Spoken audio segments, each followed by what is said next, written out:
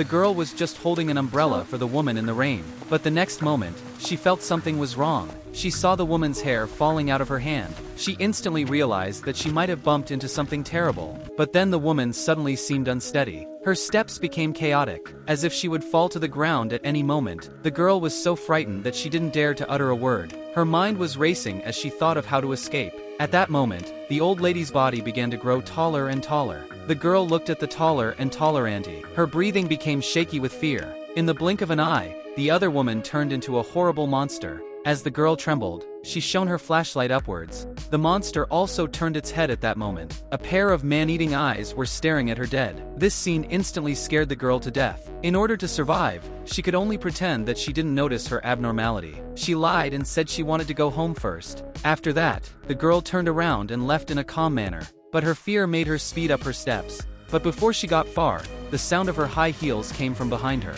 The girl turned her head in horror, to find that the monster began to catch up. Luckily, the girl's screams attracted the attention of the store owner, and the owner quickly noticed. The monster in front of her had been seen a few days ago. At that time, the monster was an old lady walking into the store. Her head was splattered and she was dripping wet. The owner asked her what she needed, but she didn't say. He just walked up to a light bulb. She reached out her palm and tried to remove it. After being stopped by the owner, she was instantly filled with hostility. Noticing that the monster was about to make a move, the boss immediately raised his hand to remove the sunglasses. The monster also seemed to be very afraid of the boss, so he turned around and walked out of the store. At this moment, the boss looked at the monster. He raised his hand and slowly took off his sunglasses. The monster, who had just been so aggressive, stopped dead in its tracks. Under the boss's murderous gaze, the monster still did not dare to confront him head-on. It could only concede and turn its head away, until the monster turned back to its original form. The boss then brought back the sunglasses